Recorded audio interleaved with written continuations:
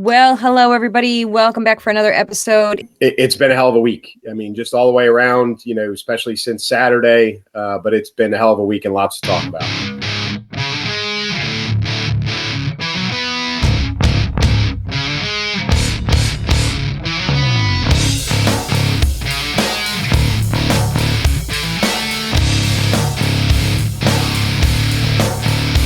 You and I discussed an episode or two ago, and I'm telling you, we are like right on top of these things. It's crazy. RFK Jr. is switching to independent. He's leaving his party, going independent. What do we think of this, Clay? So, like you said, we've talked about this before in double context. One is, he was a viable candidate challenger, within the Democratic Party to the president. So that in and of itself was something that we had talked about. But we'd also talked about the impact of a third party candidate on this election. And not necessarily knowing what the impact is going to be, but it's definitely going to take votes away from someone. Right. I know that there's been quick reaction from both parties, and neither one of them has been good, because I think they both fear the Ross Perot effect. You and I talked about that, that he will suck votes away from both parties. And unfortunately, or fortunately, I mean, this is the way our system works, but, he could very well, by running as a viable independent candidate, hand the election to one party or the other. We just don't know which one it is. Right. And that's what makes it scary. And that's why people are up in arms about it. I know there's plenty of people think that think this is a great thing to happen, that this is what needs to happen. And, like everything in the world, there's pros and cons to things. But yeah, this is, at the very least, this is very disruptive, to say the least, right? Yeah, disruptive for sure. As a viable independent candidate, the votes have to come from somewhere. Now, again, we've said this too. We're a year plus away. He could very easily drop out at any point between now and then, although he is pretty committed. He gave a pretty impassioned speech the other day. And then, I think within 24 hours came out and said, hey, I'm going to run as an independent, or maybe even simultaneously.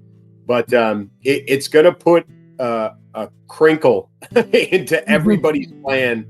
And it's the RNC is looking at it with a field of 13 or whatever it is. I think we're down to 12 already. We had another one that dropped out. Hurd, I think, dropped out yesterday or the day before. So we're, that's whittling itself down, and more will fall out of that. But, the RNC has a bigger pool to play with. The Democrats obviously are going to continue to run with the president until they're not. We've talked about that too, the potential for him dropping out late, being replaced with somebody else, anybody from, your buddy Kamala to, former First Lady Obama, as a potential candidate, among others. So it is definitely, you've got headquarters are scrambling right now. Everybody, RNC, DNC, they are scrambling right now to look at really what the impact of this thing's going to be. And it's going to be really fun to watch it play out. Yeah, it really is. I mean, it's definitely a grab your popcorn and sit back moment.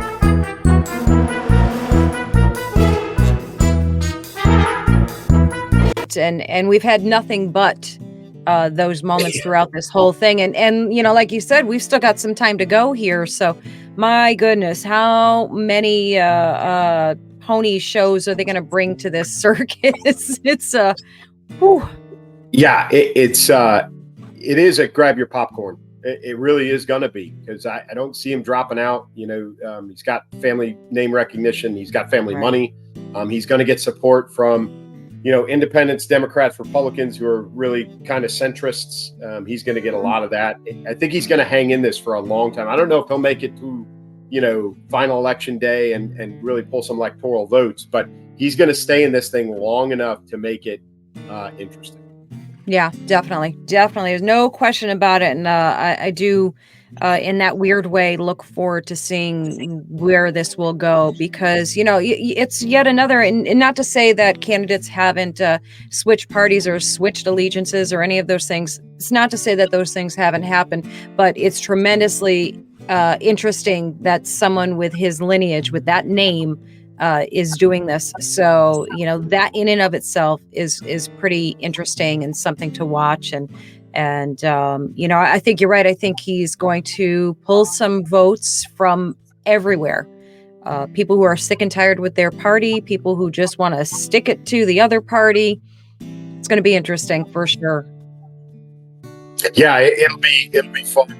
The name recognition and really his departure from the Democratic Party as a Kennedy, and really the last political Kennedy, I guess, kind of Right. mucking around out there.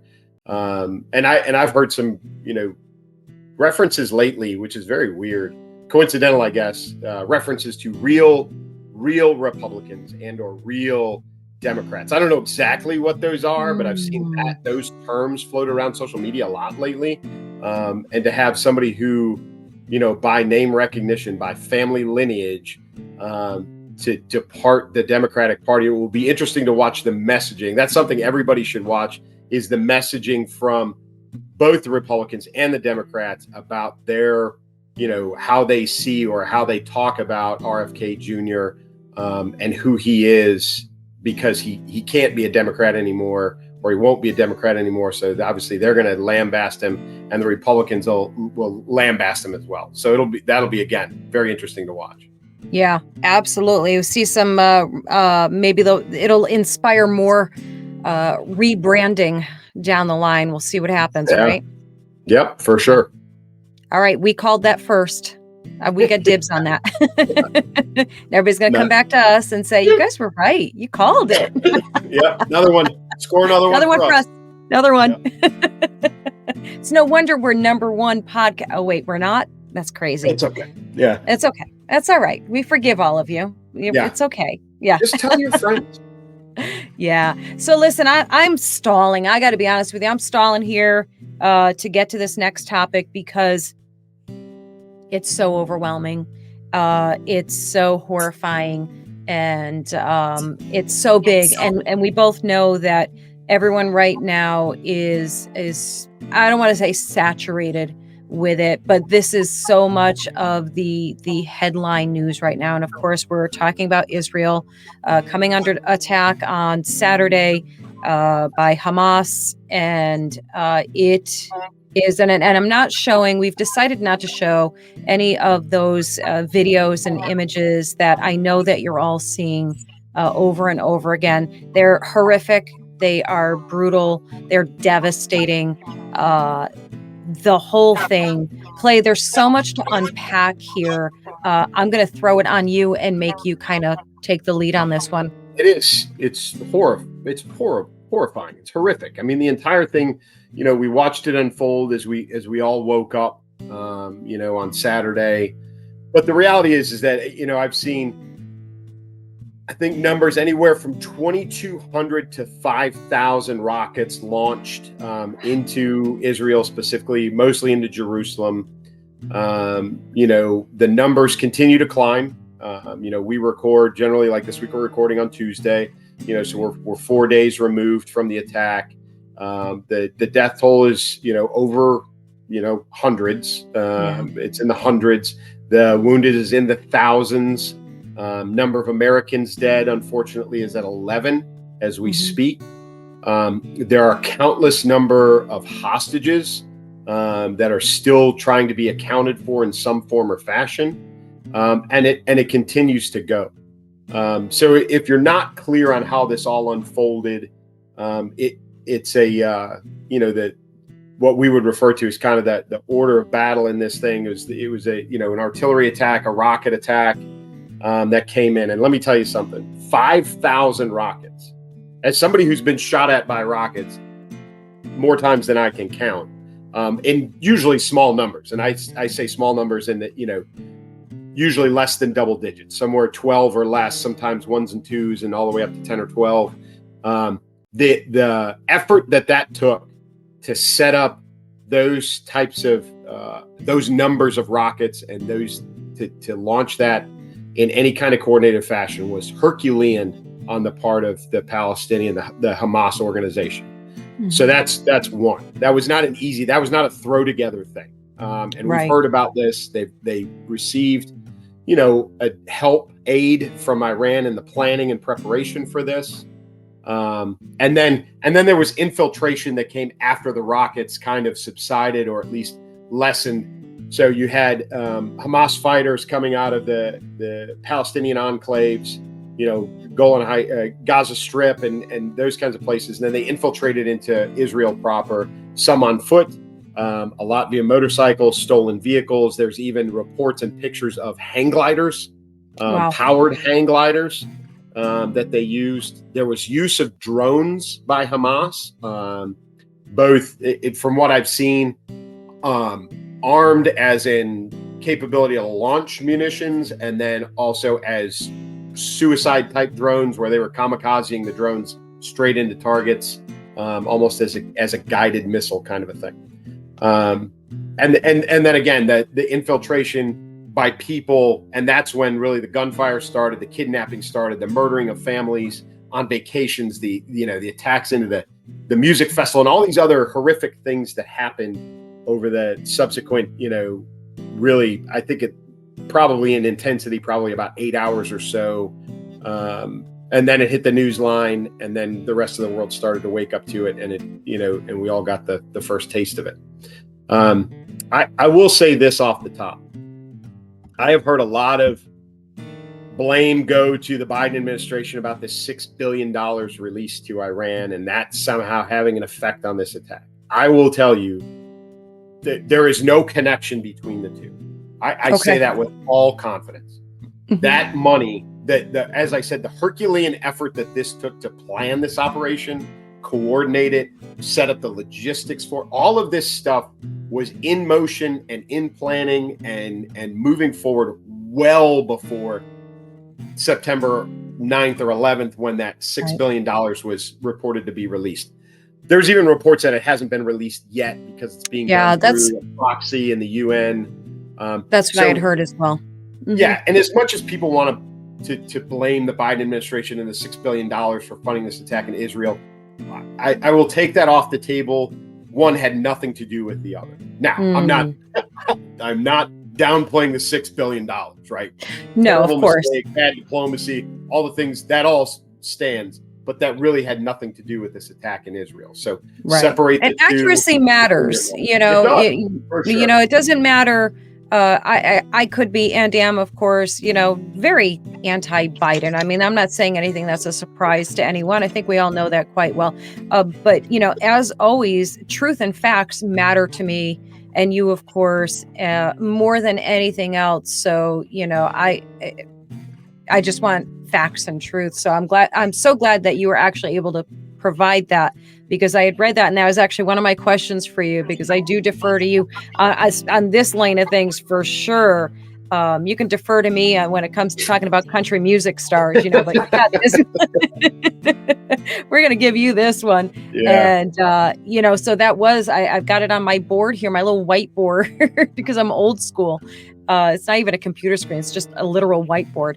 But that was one of the things I wanted to ask you about, because that's what, of course, we're all hearing. And if you're just a layperson like me, just scrolling your news feed, and you're seeing, and we're seeing, $6 billion went to Iran, and they got to use it however they wanted. And this is how they used it. And now here's some balance to that, some counterbalance to that, which is important. Well, and again, facts matter and words matter. And like you said, it's in your news feed, right? It's in people's scroll and social media and whatever news that, they get. Unfortunately, a lot of our politicians, elected officials, did not take that breath, do that little bit of analysis that it took to piece this all together. And there have been elected officials, truthfully on the conservative side, that have come out and said, this is the $6 billion. This is President Biden's fault. They laid it on his feet. And reality is they're wrong. They are. Right. They're just wrong. It's one has nothing to do with the other.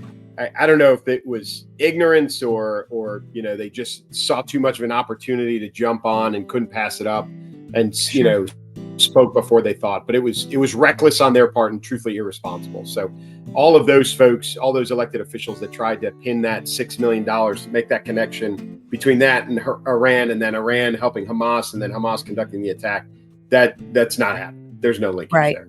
The chain is not correct. Yeah. No, Now, the timing's impossible. okay. Now, talk to me a little bit about your thoughts on the Biden White House response, reaction, and all of that. Because I'm just reading before we came on. I pulled up an article that he I believe it was just today. So it says he was nearly 2 hours late for a press conference to update on all of this. Gives the update and then just kind of gone. And now the day after the attacks, it says that the Bidens threw a barbecue at the White House. Now, we've talked about the tone deafness and the inappropriateness and the, tone deafness to serious events going on in the world of this White House. And boy, talk about a perfect example of that. And, I know supporters are going to turn around and say, well, listen, life goes on here. Nobody just stops living and stops doing things.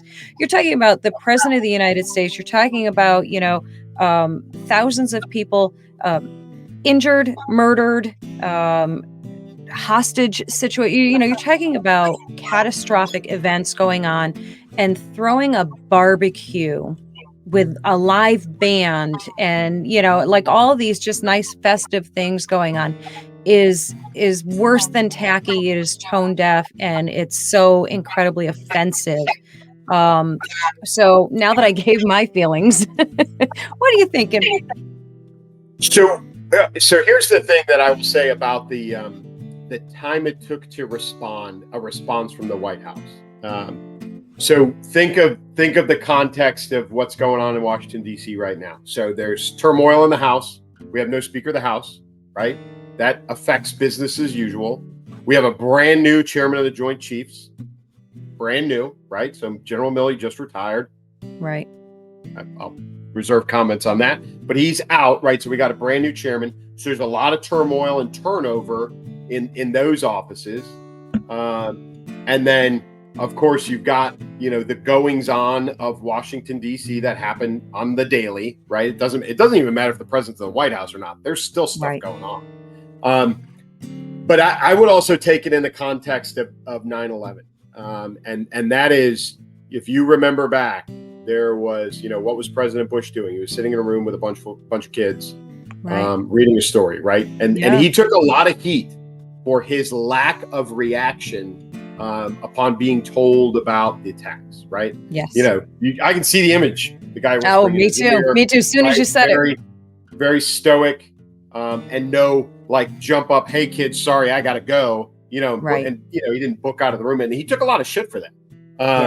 So there is taking all that into account. The fact that it took the White House a little while to piece something together, to get a good feel for what they wanted to say. Intelligence, information was still coming in. So, and truthfully, I'm sure Israel's first priority was not updating the United States on what was going on. Right? Sure, good point. Sure, absolutely. Their government, even our embassy, I'm sure, was code red, condition 1, shelter in place, right? And they were all kind of huddled for their lives. So I'm sure direct reporting to the White House, even through CIA and some of the other agencies, was probably a bit delayed and very unclear.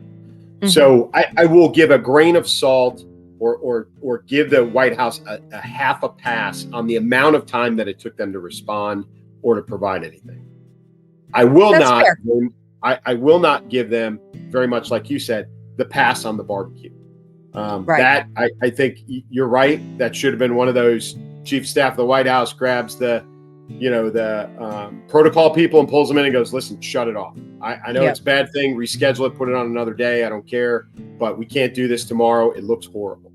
Right. The other optics thing, alone, right? Optics alone.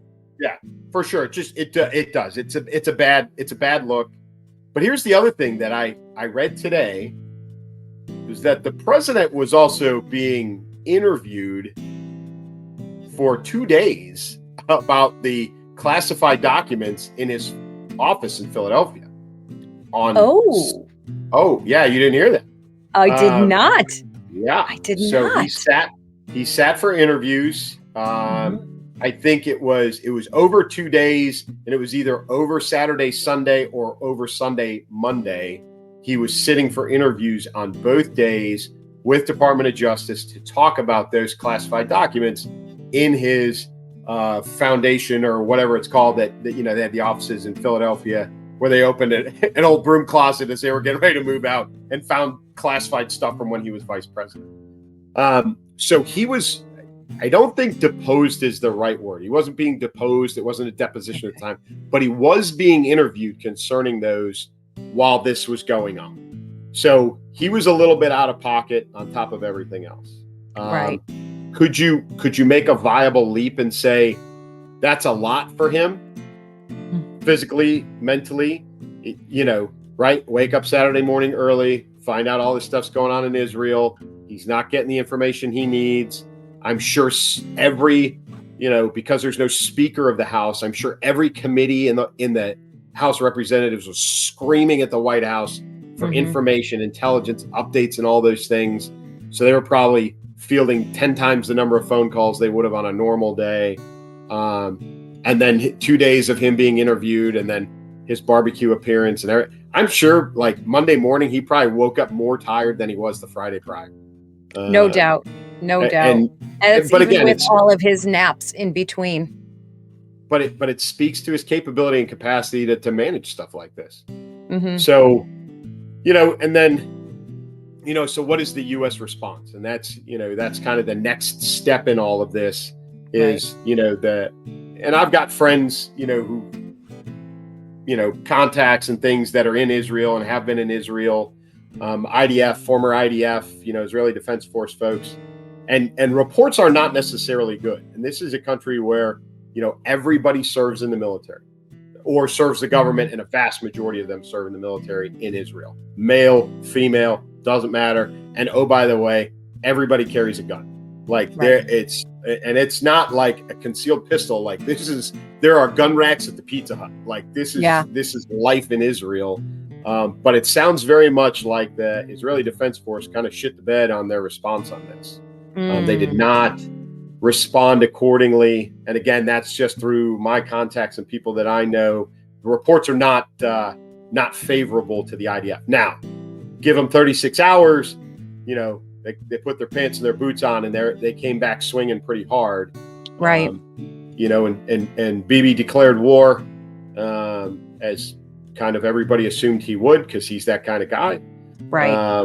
And IDF's back on the offensive. So where does that leave the U.S.? And our move right now is the carrier strike group or carrier group that was in the Med has been moved to the eastern end of the Mediterranean off the coast of Israel.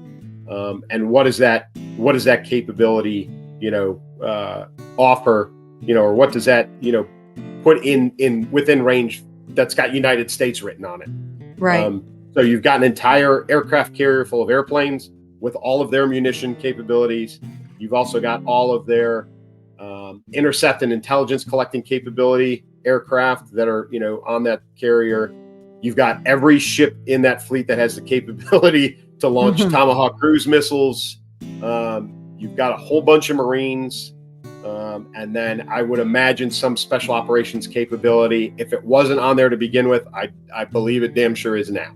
There's probably some SEAL capability that's on those boats somewhere. So you've got the full spectrum of capabilities parked right off the coast of Israel. But what do we do besides park off the coast of Israel? And that's the $1 billion question, the $6 billion Absolutely. question. And, another question is, where are we in, I mean, we just talked recently about the Army missing recruitment goals, so we're talking about depleting, and not just the Army, of course, all of our military, depleted resources in so many ways. I mean, we've had so much aid going to Ukraine, and now, what can we actually do? I mean, how thin are we spread at this point, and what are our capabilities even? So my guess would be, after what we have given to Ukraine, is that anything that we dip into now is critical. I would tell you that what was offered up, my understanding is what was offered up to Ukraine were some things that we could afford, quote unquote, afford to give away. Humvees and even MRAP vehicles, mine-resistant vehicles that we had been using in Iraq and Afghanistan, that we probably needed in smaller numbers, those kinds of things. There were other things that were pretty important, pretty critical pieces of equipment, some, artillery and some other things that were given, some Bradley fighting vehicles that were given to Ukraine. But I would tell you that what was given was what we had to spare. And now if we give anything to Israel, and I don't think they've asked yet, not that we haven't offered, I don't know if we've offered or not, but anything that we give to them now is probably in the, we're dipping into, the layman's term is war stock. That's not really what it is, but it is, what we would need to fight, to be able to fight somewhere like the Middle East or against China or against North Korea or something like that. We're digging deeper into our stockpile of things that we do have available. I wouldn't say that they're, overage. Like, it's not like, oh, well, we got a whole, yard full of tanks over here. Just send them that stuff. We don't have that. That doesn't exist. Everything that we've got is committed to something. And now, if we offer anything to Israel, it'll be digging into that something. It'll be digging into whatever we are committed against somewhere else. And that's where things start to get dicey, equipment wise. Now, personnel wise, I don't know where this carrier group is in their sea tour. I don't know if they're fresh into a sea tour or if they're on the tail end of a sea tour. Are they going to get extended in their tour? Have they been out there for a year already or 18 months or however long it's supposed to be? And now all of a sudden somebody says, oh, hey, by the way, you got to stay off the coast of Israel until we tell you to come home. And now you've got folks that, were planning on coming home who, and maybe, I hate to say it, these kind of are a coin flip. Sometimes those are the missions that people who never would have re-enlisted are like, hell yeah, that was best. That was awesome. I'm doing that again. I'm going to re-enlist. And then you've got the people who are on the fence who are like, yeah, I'm probably going to re-enlist. And then you say, well, you got to stay here another 9 months. They're like, you can kiss my ass. Like I'm not, and then as soon as they get back to shore, they're gone. Right. That's the end of their service. So, but it really depends on where that carrier group is in their duty tour, in their cruise, as they call it, and how much time they had left. But that has a potential impact. And of course, obviously, this is all speculation on all the possibilities and maybes of what could happen and what we could do if those next steps are required. And like you said, don't know, hasn't been asked that I'm aware of, that you're aware of at this moment. Again, it's an ever-changing situation. We just don't know where it's going to go and what's going to happen. And of course, one look at the news and the social media feeds, you can see that the conflict between Palestine supporters here and Israeli supporters here, the clashes at the protests and the fighting, and it's there's that extension here of those feelings and tensions, and I think from taking this away for a moment from like the political and military aspect of it to the more human and people aspect of it, anyone, and I think this is stating the obvious, and I know it's been stated already before, that anyone that is cheering and supporting the slaughter and brutalization of children and elderly and innocent people is nothing short of a monster and pure evil. You can support whatever your political or social or religious beliefs are, and that's fine. But to cheer the absolute horrendous, vicious slaughter of innocent people is just beyond vile. And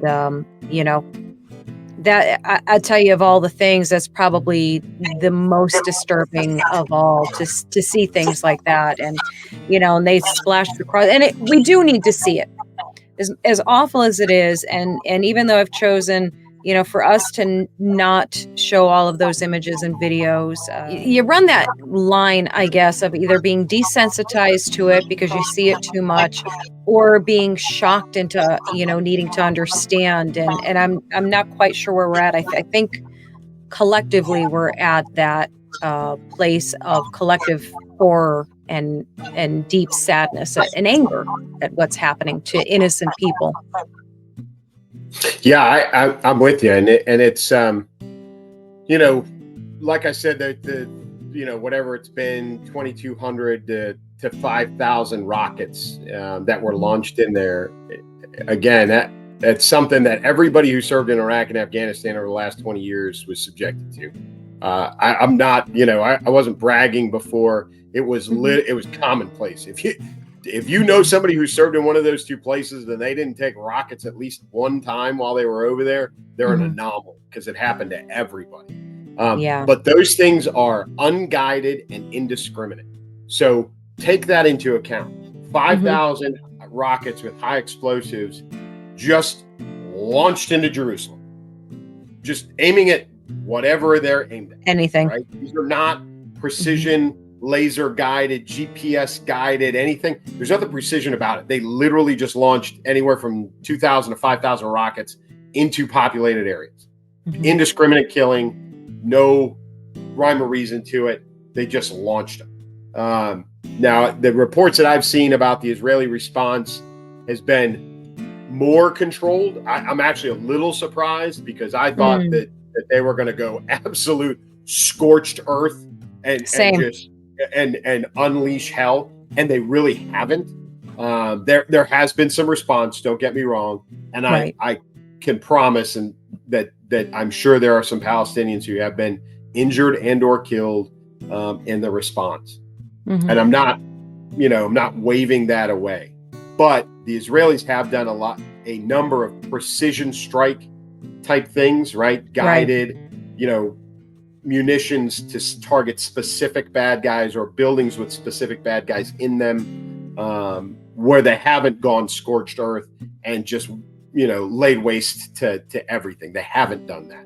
So their response has been measured, which I'm both shocked at, and I admire them for doing it and having that much self-control, in the days and hours following the attack. To touch on what you talked about with the arguments, we've seen protests, we've seen, marches, we've seen U.S. Congress people with, Palestinian flags outside of their office. We're seeing all of that. Nobody can justify this.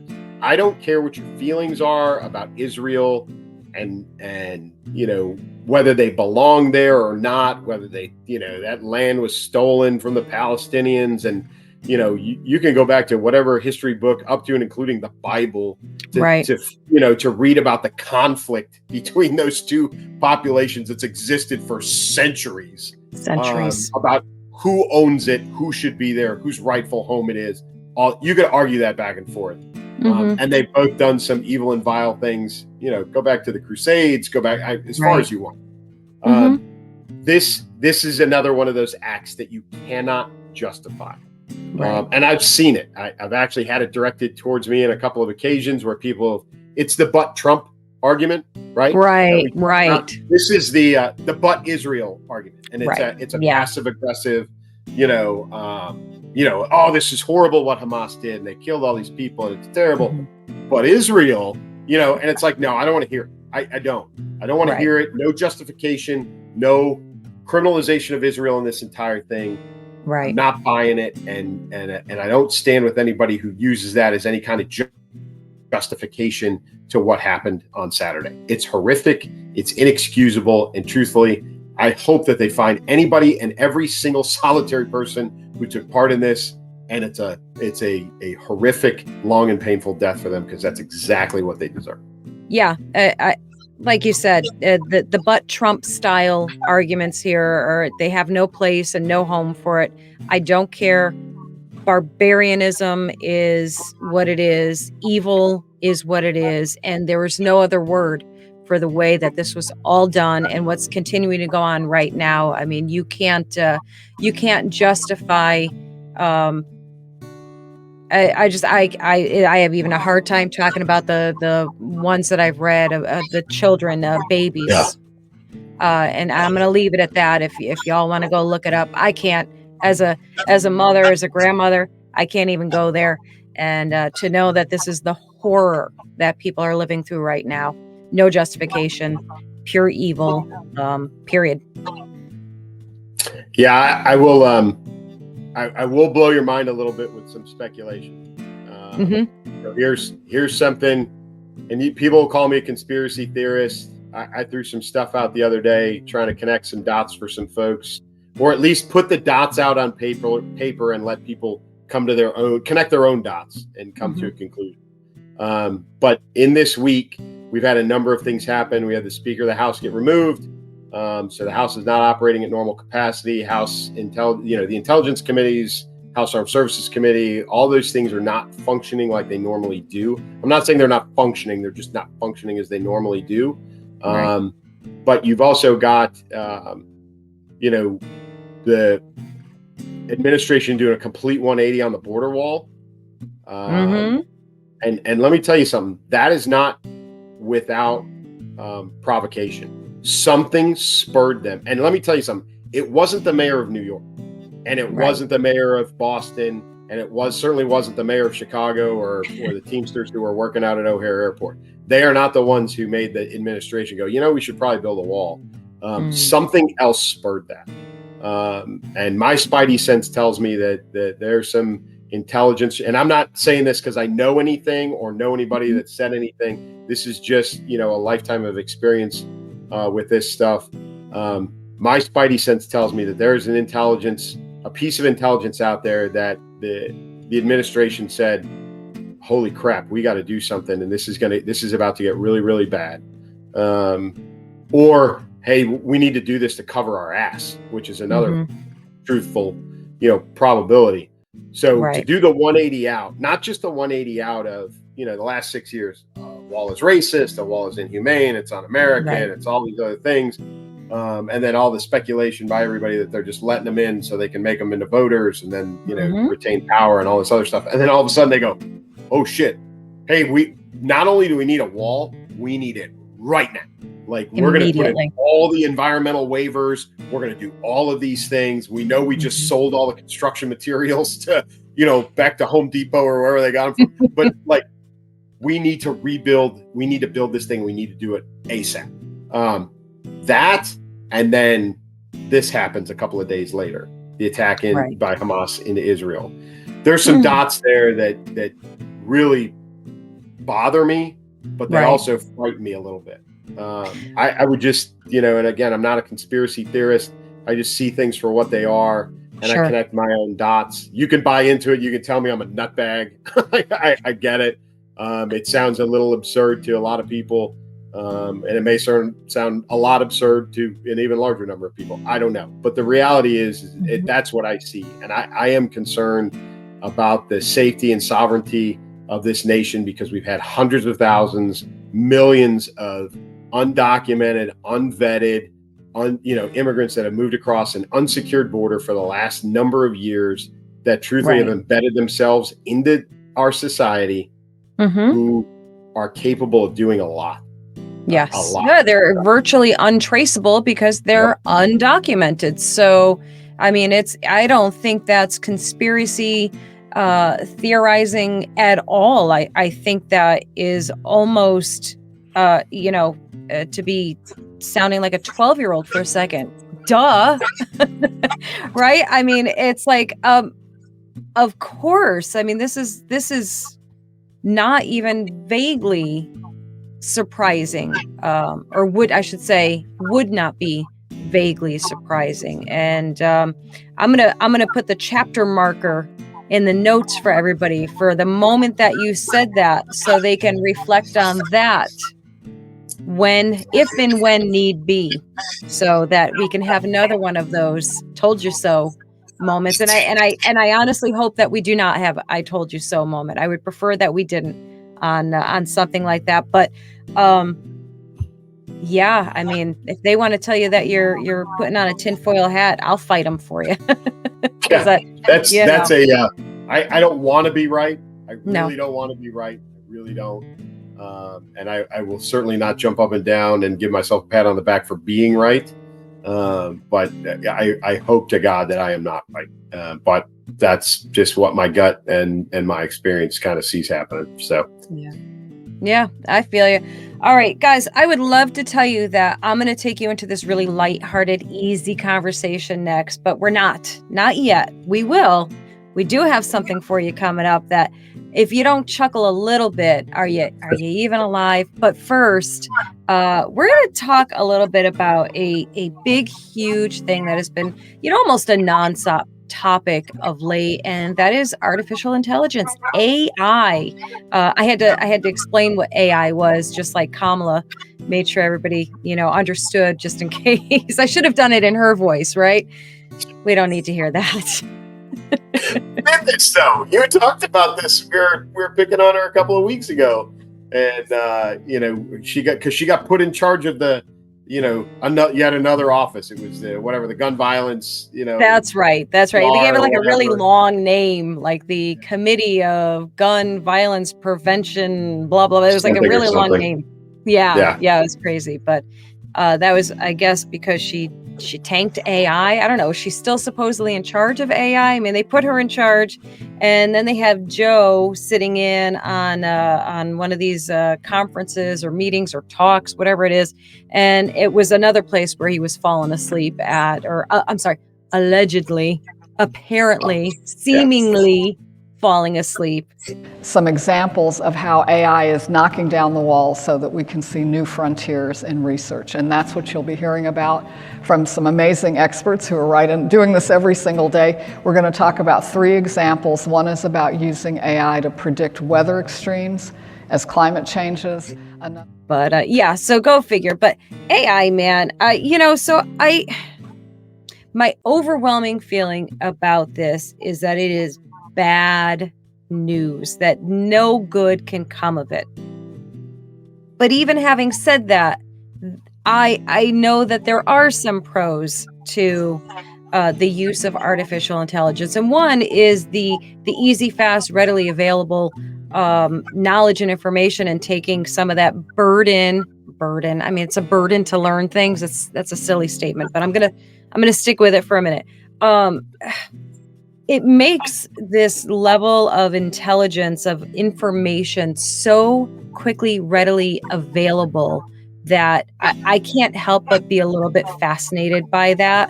But the list of cons are really long.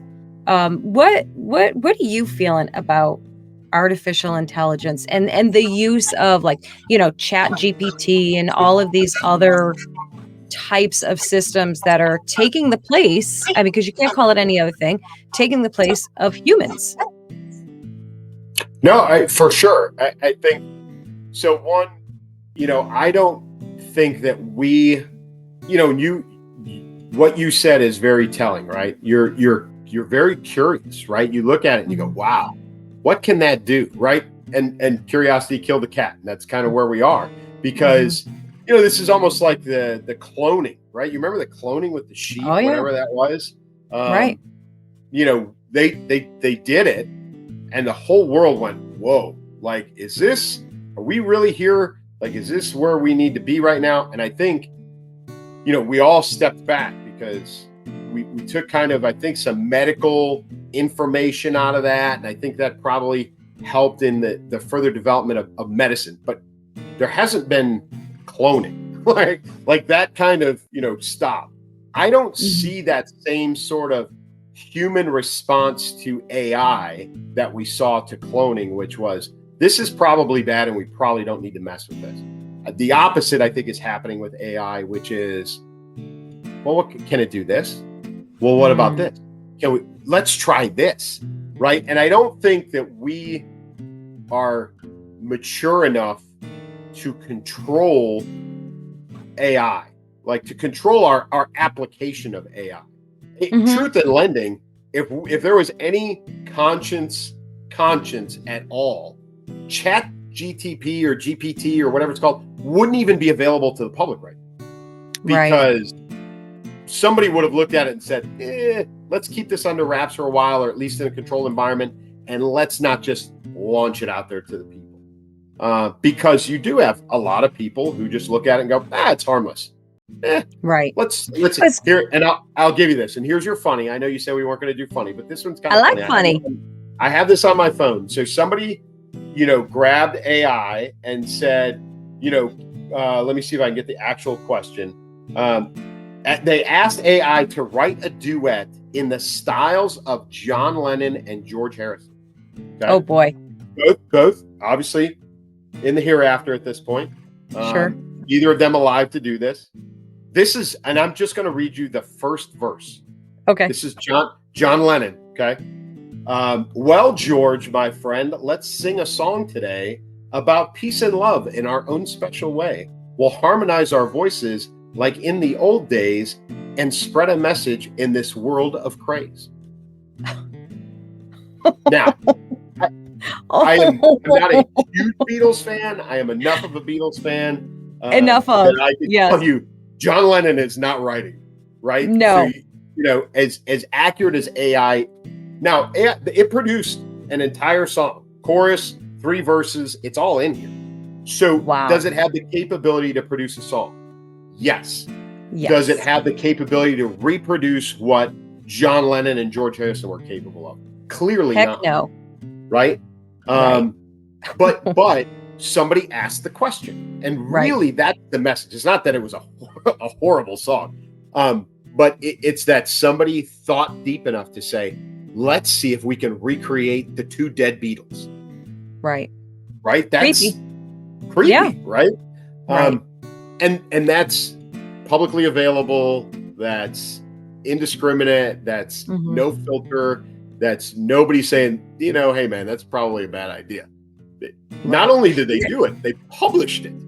Yeah. So, so we as a society, as a race of humans, I don't think have the capability to control ourselves when it comes to AI. And I think is what's going to get us in trouble. Yeah, I think you made, the most important valid point, like the counter argument to, it's harmless. It's harmless on its own, but because we're people and we, by our nature, have to ruin everything. Like we have to F with everything. And, that of course is a mild, entertaining, funny version of that. And I've heard, kind of similar things like people getting AI to write like a romance based off of, the information that they plug in or whatever. And it's cheesy and terrible and funny and really bad and all those things. But, but then you start scooching over into those darker areas, those gray areas that become black areas.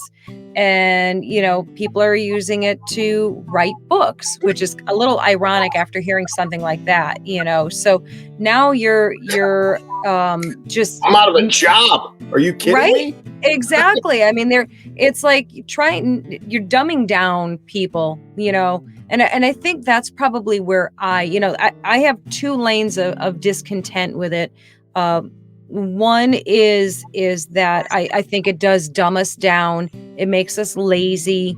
And, as much as I like that quick access to information, remember looking, in the Encyclopedia Britannica and stuff like that, you had to look things up and you had to read them and you had to absorb it and understand it. And now, information is so transient in our brains. It's like, oh, I need the answer to something right now. Here's the answer. Got the answer. Okay, now I'm over it. Next.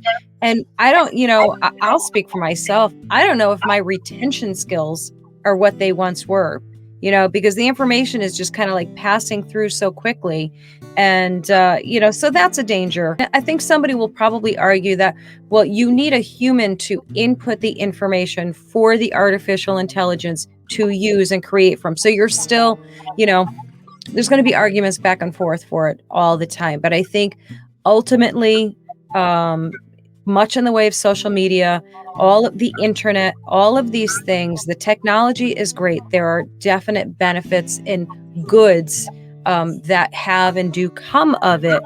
But because of human nature, the negative and the bad, I think ultimately will probably outweigh. And then, and the other lane for me with discontent with this is, I mean, I'm a Christian, and I feel like there's a lot of dark, and now I'm going to be the one that's going to get made fun of online, so I'll take my hits too.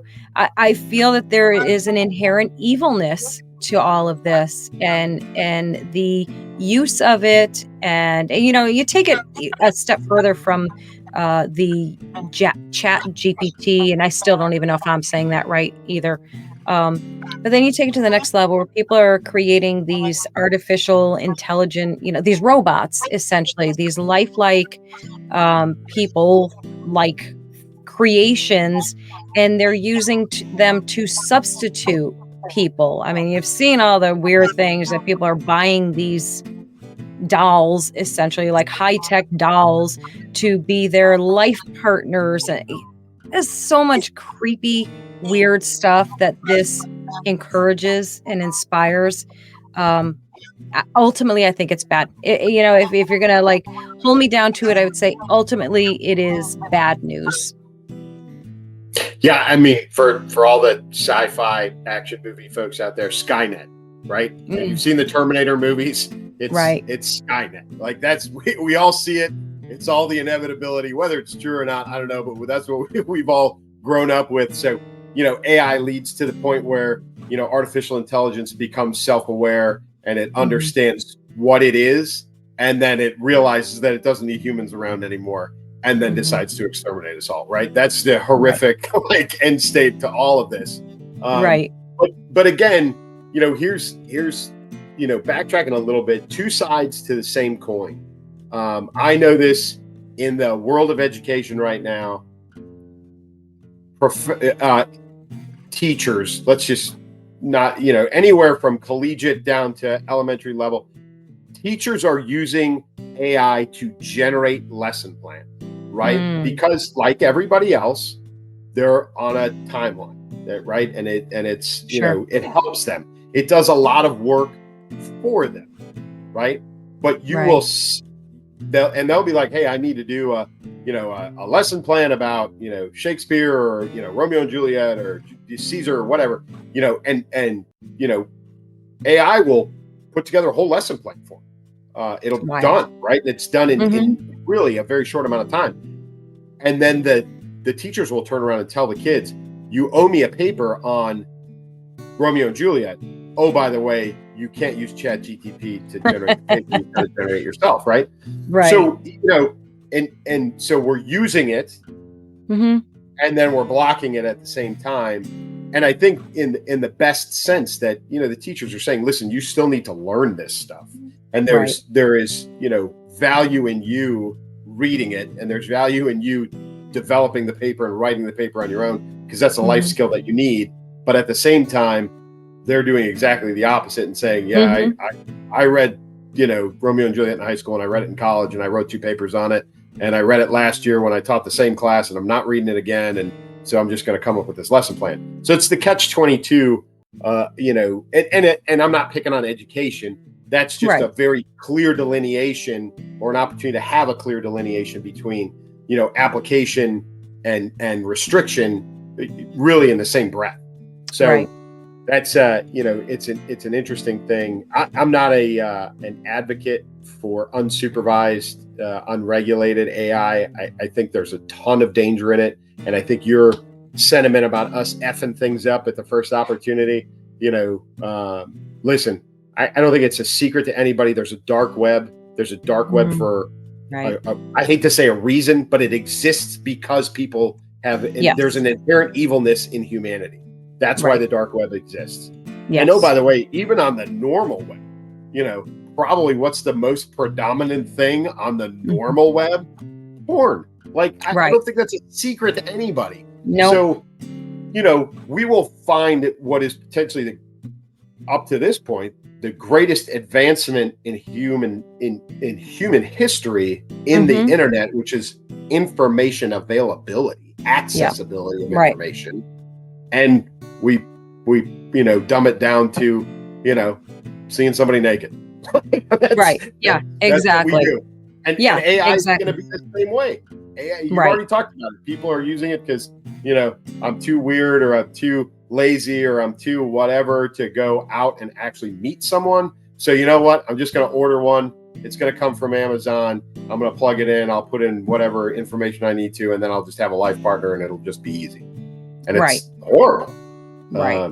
But it has the potential to be the end of humanity if we don't take a deep breath and really think about what we're doing. Hey, Clay, you mentioned something about naked people on the internet, and that just reminded me of a While I'm story I drinking, just saw.